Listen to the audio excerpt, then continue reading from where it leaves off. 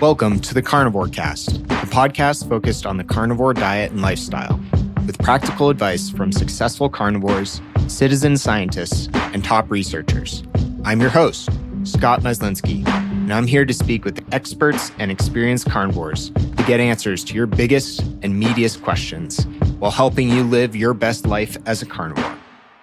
If you enjoy the show, please consider supporting the Carnivore Cast on Patreon. By becoming a patron, you'll help us reach more people and continue to create content on carnivore. There are also exclusive perks available, such as private Q&As, consultations with me, and more. Become a supporter at patreon.com/carnivorecast. Check the episode description for the link. Thank you, and I'll see you there. Jeff Smith is a co-owner of Colorado Craft Beef with his wife, Cara. Jeff is a veteran of the cattle and food agriculture industries with a wealth of knowledge about the practices, supply chain, and economics of beef and other animals. This is going to be part 2. In part 1, we covered cattle raising and finishing, including grass finishing versus grain finishing. And in this episode, we're going to be covering sustainability, government and policy, and ways that you and consumers in general can get involved and make an impact. Welcome back to the show, Jeff. Yeah, thanks for having me, Scott. Always a pleasure. Always a pleasure. So I learned a lot from the last episode, and I'm excited to dive into some of these topics because I think I have ideas in my head, but I'm sure you'll provide a lot of research and facts. So I wanted to start with sustainability. And the first question that a listener submitted was, is there an actual push towards sustainable farming? And maybe you could talk about it both in terms of what you've seen in the industry and also how maybe it's affecting your business. Sure thing. So, let's go 50,000 feet and, go back in time about 90 years. We've all seen the pictures of the Dust Bowl during the Great Depression. That was due to farming practices. So, this sustainability push has become, front and center with the general population in the last few years. But in 1935, the U.S. Congress actually passed a law that said the wastage of soil and moisture resources on farm, grazing, and forest lands is a menace to national welfare. So the National Resources Conservation Service was founded from that law, and that is something that really started to spearhead a lot of this.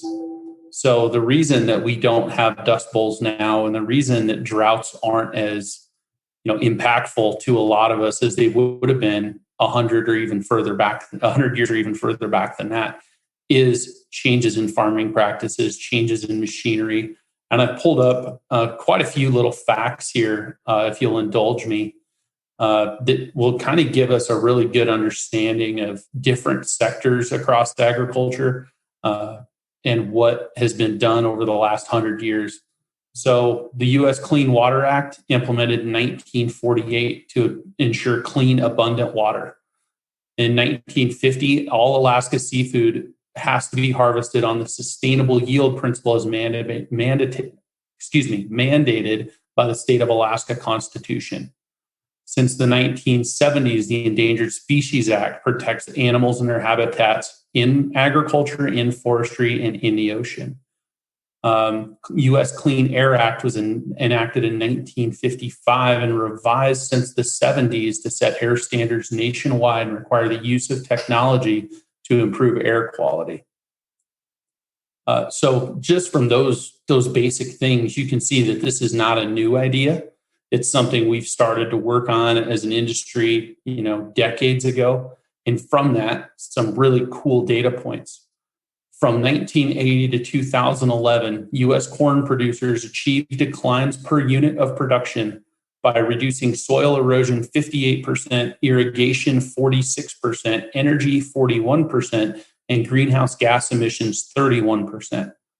So you're talking a 31-year period, and you had those kind of decreases for the same amount of production. Wow. And then to step outside of agriculture, traditional agriculture, American hardwoods derived from sustainably managed forests in the U.S., forest inventories between 1953 and 2007 went from 5,210 million cubic meters to 11,326 cubic meters. So more than double. So sustainability is not a new idea. That same 31-year period for the U.S. rice industry, they decreased land use by 39%, soil erosion by 28%, irrigation by 52%, energy use by 34%, and greenhouse gases by 41%. Dairy in this last 60 years has reduced their greenhouse gas emissions by 63%. And the industry as a whole, the dairy industry, has committed to a voluntary goal to reduce greenhouse gas emissions in the production of fluid milk by 25% by next year, 2022. So pretty incredible numbers. And actually, I reached out to some friends of mine in the corn industry. And on June 8th, approximately 6 weeks ago, the U.S. Corn Sustainability Goals and Report was released by the National Corn Growers Association. And by 2030, the National Corn Growers have committed to increase land use efficiency by 12%, increase irrigation water use efficiency by 15%, reduce soil erosion by 13%, increase energy use efficiency by 13%, and reduce greenhouse gas emissions by 13%. And mind you, none of this is regulated. We are not required to do this. This is inside the ag industry, knowing what we need to do, because if you're growing corn on a piece of ground, that piece of ground is what you have. There's not a lot of other things. And if you'll indulge me with just a couple more really fun data points. Yeah, this is great. If you look at the combination of corn, cotton, soybeans, wheat, and rice to match the production of 1990 without any increases in technology, we would have needed 100 million additional acres over that 40 or 30-year period. We did not need that due to increases in technology. That's amazing. Because where do you find 100 million more acres? Yeah. They're not producing more ground. Yeah. I feel like none of this gets talked about. It's very much, at least in popular media, a bleak and negative picture of progress. Yeah. So I skipped the beef industry for a reason. I want to cap the little conversation here with my crazy amount of numbers by talking about cattle.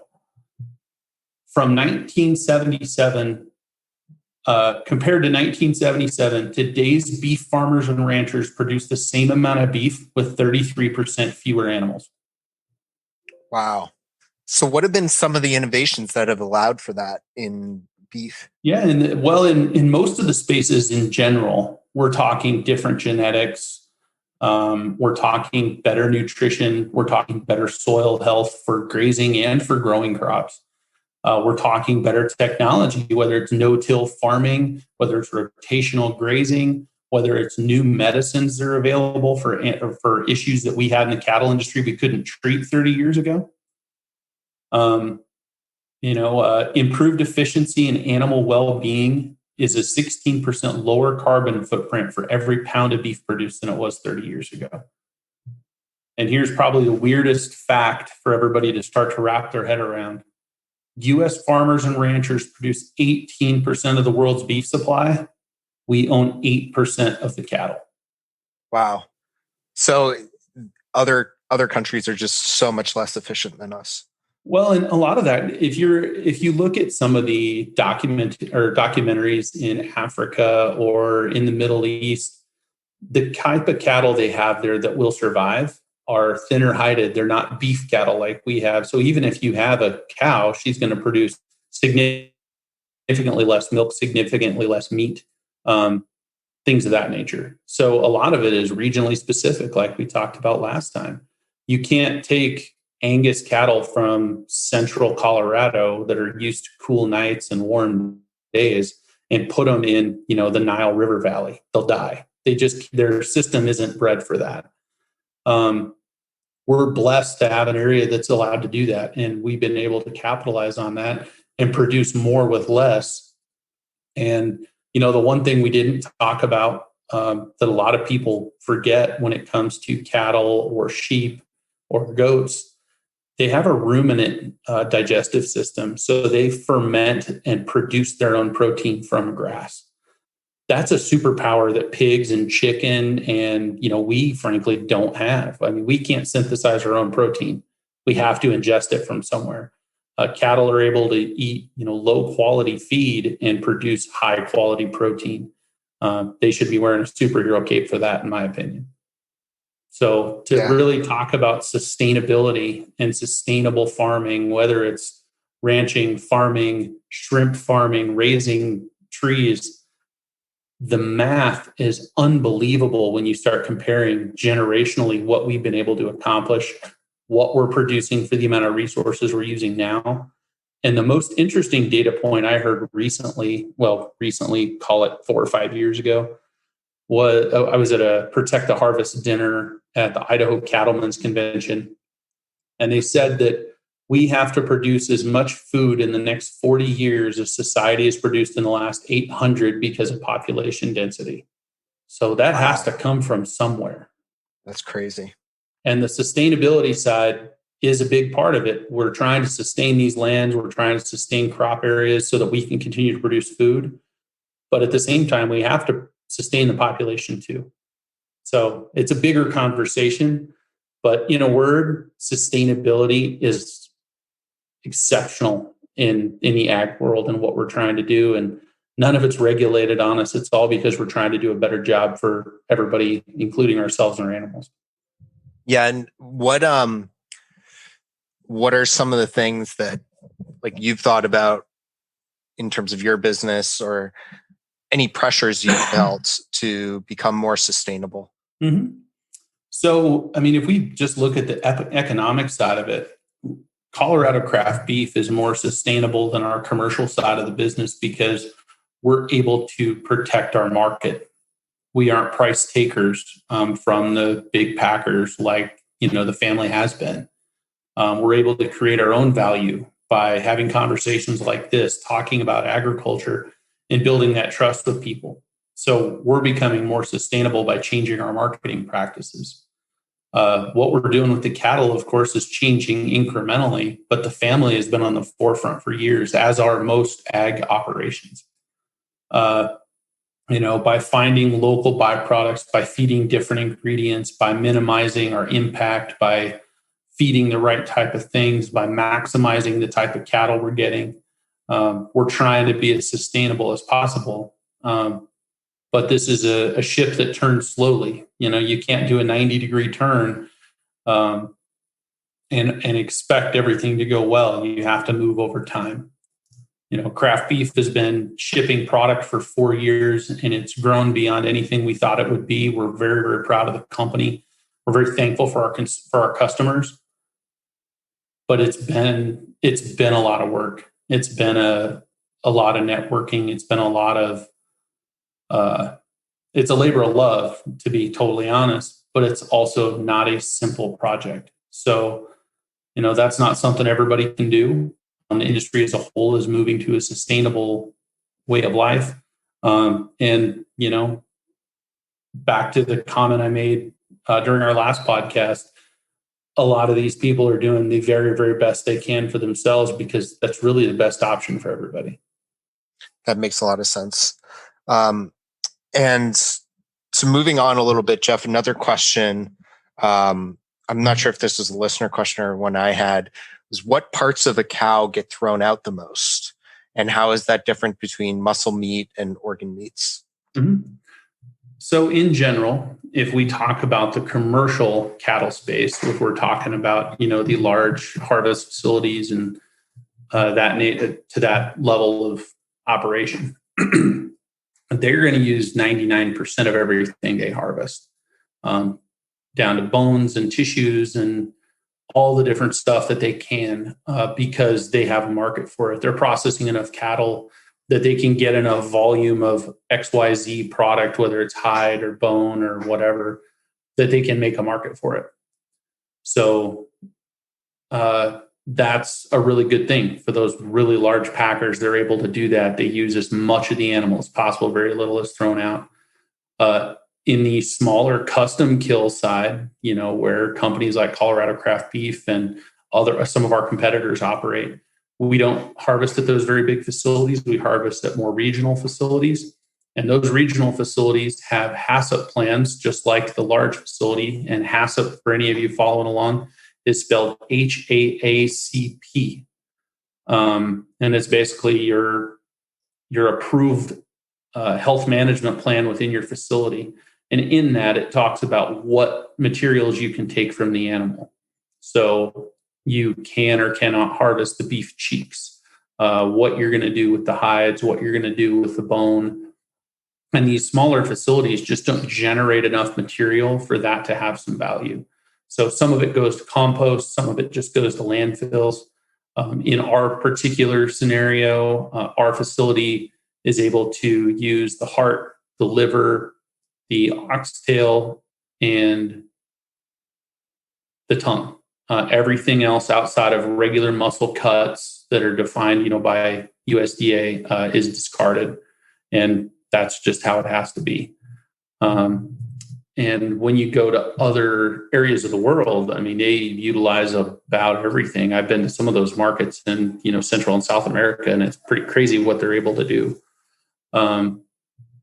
But yeah, muscle meat is not going to be thrown out because it doesn't have the nervous tissue and different potential contaminants as some of the organ meats do, for instance. So all of that is dictated facility to facility and what they're set up to do. Got it.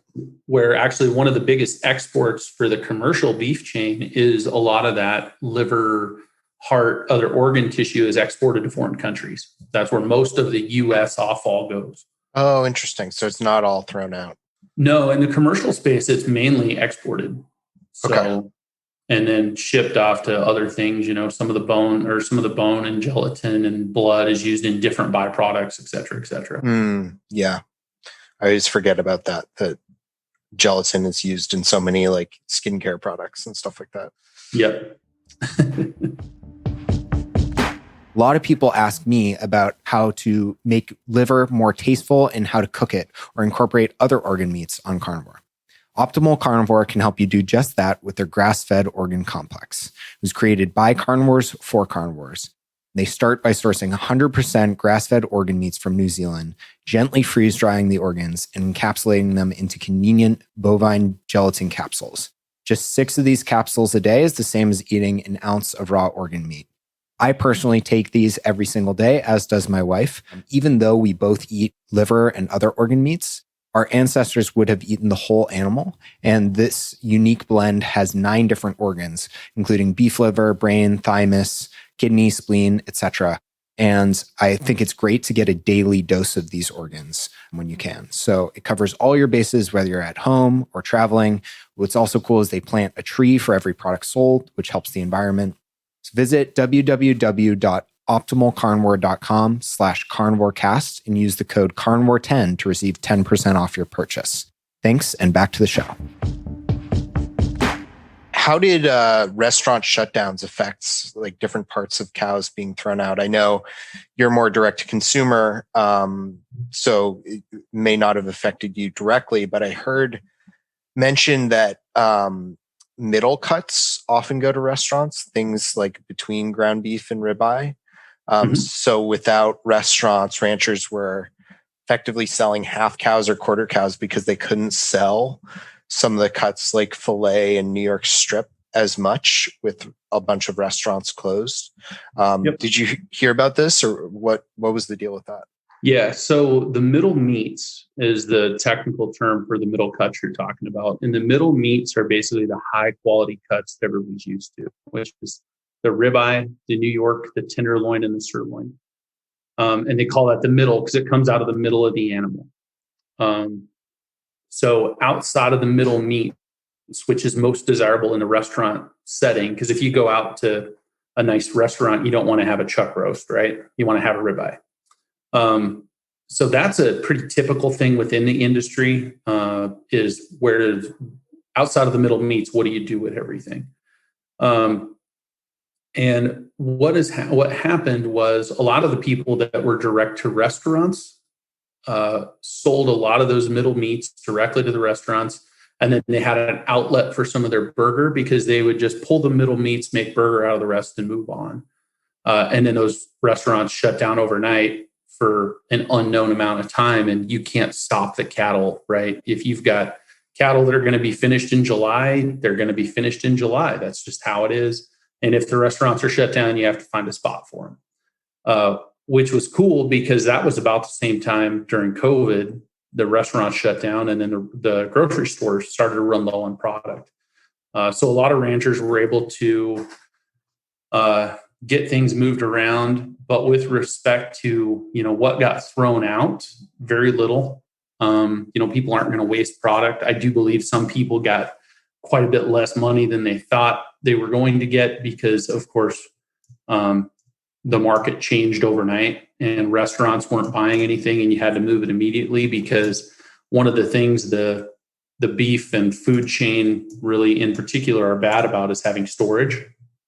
So they just have to find a spot for that stuff to go. And sometimes you move it for cheap.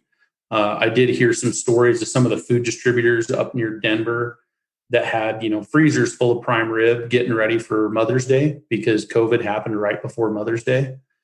And they were selling whole prime ribs for $5 a pound just to get them out of the freezer or out of the refrigerator because they didn't have a place to freeze them. So it changed the market a lot for a very short amount of time. And everything's kind of going back to what it was before that now. So I'm curious to see what long-term effects happen, especially in the restaurant space, because I don't see those guys changing a lot because their profit margins are so low. That makes sense. And then separate topic, but and we could go down a whole rabbit hole with this. Someone asked how cows pollute waterways and what steps can we take to combat this? Mm-hmm. So there's a lot of regulatory stuff in place with navigable waterways to protect them from pollution, to protect fish migration patterns, et cetera. So there's a lot of steps in place already. We live in the sandhills, so we don't have enough water that we actually run into that. Where I'm from in Oregon, it's waterways are fenced off. If you do have access to water in that area, they pump the water out of those into like a stock tank, a quarter mile away. But, if we think back to the time of the buffalo, when you had millions of head of buffalo running around and they had to water, it's not a huge risk. It's not a huge problem with pollution and things of that nature because it is organic. There's some other benefits to that, as long as you're not overstocking an area and, or causing a lot of extra erosion. But back to one of the recurring themes, I think the people that have that issue and have that potential are being regulated and self-regulating in a way that helps them to be as effective as possible. That's good to hear. And someone asked about mad cow disease. I think I talked to Amber O'Hearn a lot about this on a podcast way back, but what is it and what's the reality of it? Like, why are people so afraid of it? All right. So I had to pull a bunch of data on this because I did not want to misspeak. Mad cow disease is actually bovine spongiform encephalopathy, BSE. It really wasn't discovered until 1986 in the UK. And there were 6 cases in the US from 2003 to 2012. And actually, most of those were imported cattle that came from elsewhere. And we found it here when we harvested the animals. The big risk with BSE, let's start with positive. It's not transmittable unless you eat specified risk materials or another animal eats specified risk materials. So to that end, BSE does not exist in cattle under 30 months of age. And any cattle over 30 months of age that are harvested in the commercial chain, whether it's large facilities or the facilities like Colorado Craft Beef harvests at, all the specified risk materials are discarded. And specified risk materials are the brain stem, the brain, the spinal column, basically the entire nervous system of that animal has to be discarded because that is where BSE lives. BSE cannot be killed by cooking. It doesn't live in muscle tissue. So that 30 month of age, discard the specified risk material takes care of it to a very, very large degree.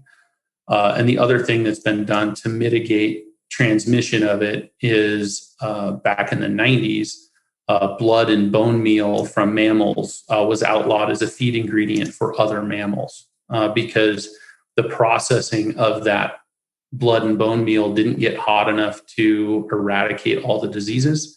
So most of that blood and bone meal ends up in fish food or things of that nature. From a risk standpoint, we've mitigated it, as a world population, very, very good. Looking at, I want to say, highest number of cases was reported in 1992 with more than 37,000 cases nationwide. And then fewer than 10 cases annually worldwide for the last 3 years. So we've all but eradicated it.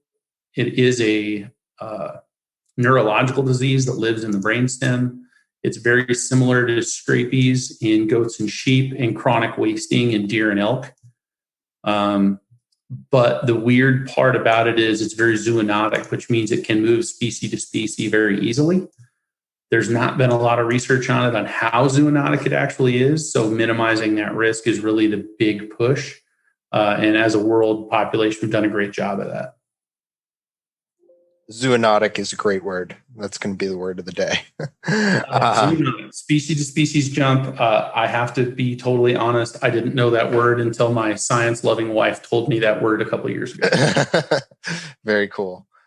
Great. Well, I wanted to move a little bit on to the policy side of things, and I think it flows well from what we've been talking about. The first question is kind of a broad philosophical one, but what do you think the future of the beef industry looks like if we continue on our current trajectory? Well, I think the first thing to decide is our current trajectory positive or negative? I think from some of the data we talked about early in the podcast, I think we can say the trajectory is positive. We're producing more for less. We're doing more positive things for the environment. So I would say it is improving. What I would say is every system needs more work. I've never seen a perfect system. So I think a continual work on improvement, a continual work on more sustainability and reliability as a system, and we're gonna be okay. The weird thing about our trajectory is an agricultural industry, whether you're talking about cattle or pigs or farming or whatever, is the regulatory mindset in this country is getting significantly more volatile about what you can and can't do, how you do or don't protect certain things. There was a legislative bill attempted here in Colorado that was going to outlaw artificial insemination. It was going to outlaw harvesting of cattle under the age of 5. It was going to, in effect, shut down livestock agriculture in Colorado overnight. I think it's been defeated. The way they named it was very, very misleading. It was basically protect the animals and how they were, and it was going to make it illegal to spay or neuter, even dogs and cats. It was very, very bizarre. So if things like that happen to make it past a legislator, I'm familiar with another bill going through the state of Oregon that's very similar to that. Man, those are going to decimate ag, and those are going to really affect our ability to have a stable food supply. So the industry is trying to self-correct. The industry is taking information from the public. We all want to do the best for each other. But the regulatory side could throw some curveballs that, frankly, we might not be able to dodge. And that's gonna really affect the trajectory more than anything. And what do you think about like direct to consumer versus grocery stores? Do you see that as, obviously, like, you have a little bit of a biased perspective, but do you think overall that'll continue to increase, especially like coming out of COVID? Or like, how do you see people getting their meat in the future? So I do see more people moving towards direct to consumer, just for the sheer convenience of it. Set a subscription, not worry about it, know who you're buying from. There are some people though that love to go to the butcher shop and pick an exact steak for a party that night, and that's cool. I totally support that. What I think is going to regulate the size of the direct to consumer marketplace is going to be the shipping companies. FedEx and UPS are the biggest loser on my balance sheet. They lose boxes, they don't deliver, they don't offer insurance, they cause customers to be unhappy, and then you lose a customer through no fault of your own. So if those value chains, the shipping systems don't gear up and actually take ownership for actually delivering perishable products on time, I think that's going to really limit the size of the business. And I think that's something happening nationwide. And I'm curious to see how that comes out.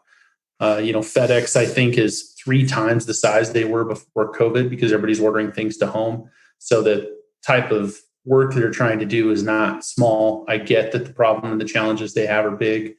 But when I lose customers through no fault of my own with FedEx or UPS, literally shipping boxes to the wrong side of the country. I've had boxes destined for Seattle end up in New Jersey. Wow. And then FedEx ships them back to me. And of course, they're spoiled because they've been in transit for a week and a half. And then they don't back them up. That, of course, hurts my business, but then the customer's not happy. So if that starts to get itself figured out and those guys get better at delivering on what they charge to do, I think direct to consumer, the sky's the limit, because going to the grocery store kind of stinks. I agree. I definitely agree. We've switched to a lot less grocery store shopping ourselves. Definitely prefer to get our meat directly or, And how would you, what are some of the things in terms of policy, government regulation, subsidies that you think should be reworked, or what do you think would make more sense? So the first thing to say is on the cattle side, there's no subsidies. There's no backup for us. Yeah. Most of the government subsidies exist in commodities, corn, soybeans, cotton is a big one, peanuts, things of that nature. So on the cattle side, we don't really have any subsidies. I will back that up just a little bit to say that the government does do a decent job of trying to help out in areas of extreme issue. So COVID happened and the kill plants shut down, and there were some make whole payments based on your inventory numbers during COVID.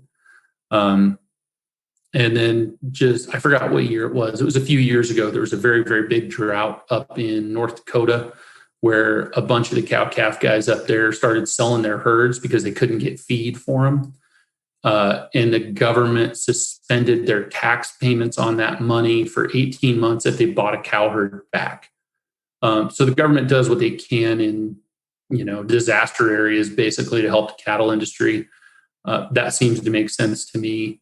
With regard to subsidies around corn and cotton and things of that nature, I am not very well versed on that. But I do know that at some point we have to make sure we have a stable food supply, regardless of what somebody might think politically. And I think once we've got that figured out, we can talk about the rest of it. And I know there's a lot of people that still go hungry, and I think we should focus on that first. Yeah, I agree. What about things that could help cattle ranchers specifically a lot? I know there's a big push right now. There's 85% of the U.S. beef market. Now, notice I said beef, not cattle. Mm-hmm. The finished product beef that's in a box and is no longer mooing. 85% of that is controlled by 4 companies. And those companies have a stranglehold on the market. Some more work into that monopoly, if you will, would make a lot of sense. There's a lot of push within the country for country of origin labeling and things of that nature. country of origin labeling is a sticky subject with a lot of folks. In general, I actually disagree with it, because if we bring in beef from Mexico and we label it product of Mexico and less of it sells, Mexico will import less of our beef as well. So we have to think about both sides of the coin. We have to be more outward facing, and we have to be a better neighbor. Some of those things I want us as a group to be more broad thinking in our approach to things, instead of just what does it do for me. As a country, we need to do that, I think, in a lot of different ways.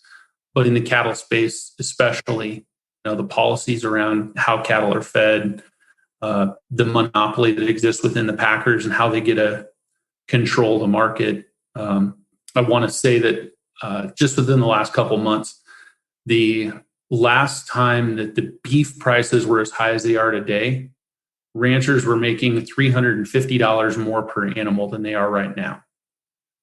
And the reason for that is the cattle purchasers, the harvest facilities, don't have to pay what they don't want to pay. And the cattle ranchers still have to move those cattle because you can't keep them forever.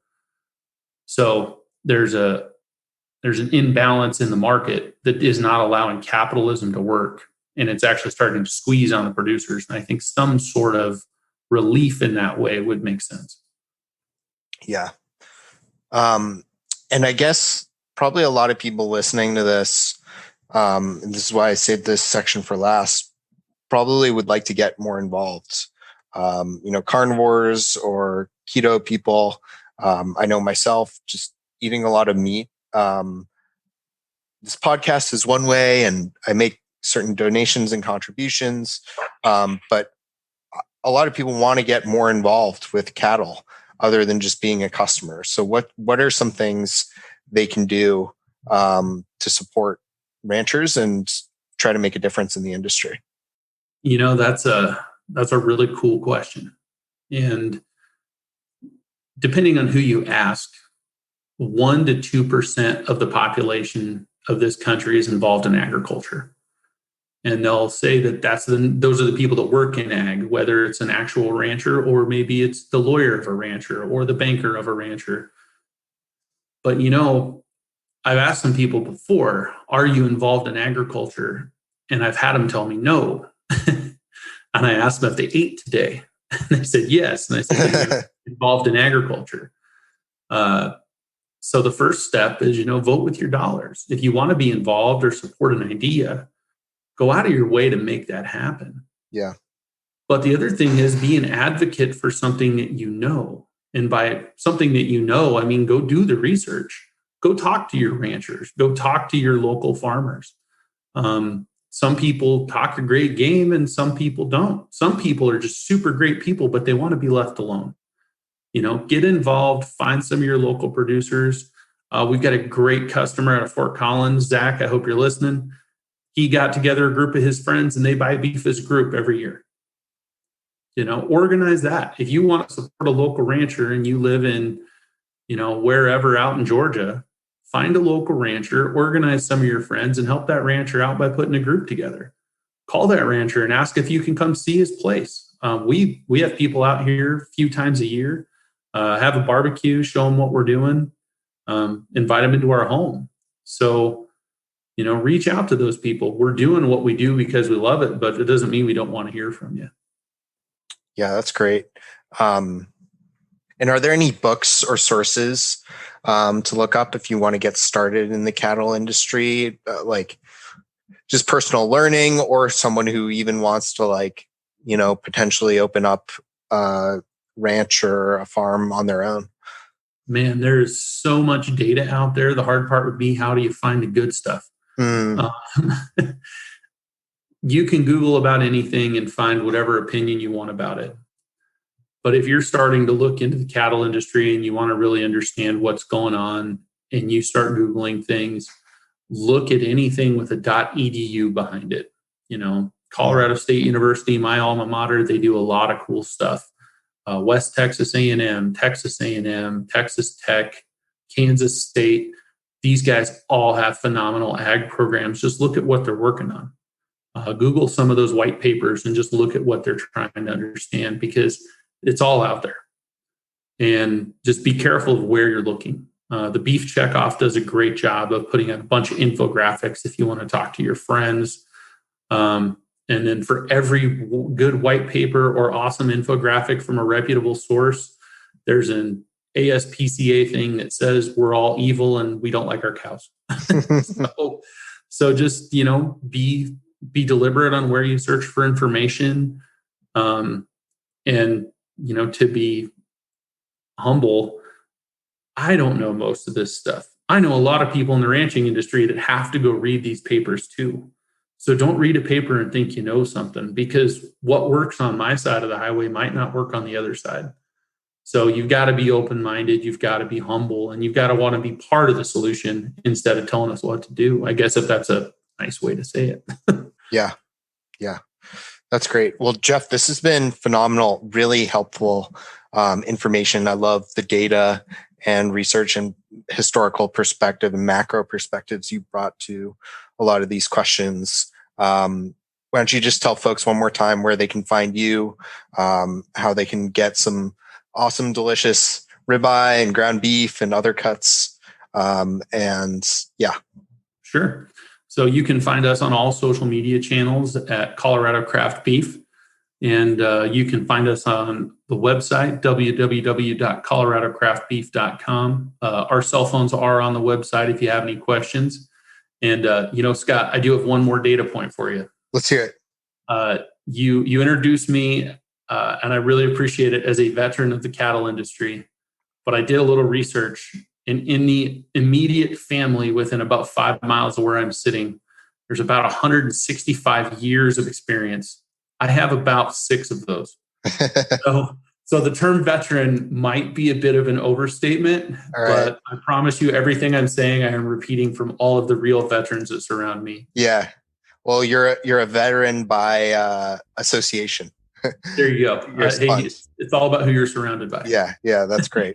Well, thanks again, Jeff. Really appreciate it. And I'll certainly have links to all that in the show notes. All right. Thanks a lot, man. If you enjoy the show, please consider supporting the Carnivore Cast on Patreon. By becoming a patron, you'll help us reach more people and continue to create content on carnivore. There are also exclusive perks available, such as private Q&As, consultations with me, and more. Become a supporter at patreon.com/carnivorecast. Check the episode description for the link. Thank you, and I'll see you there.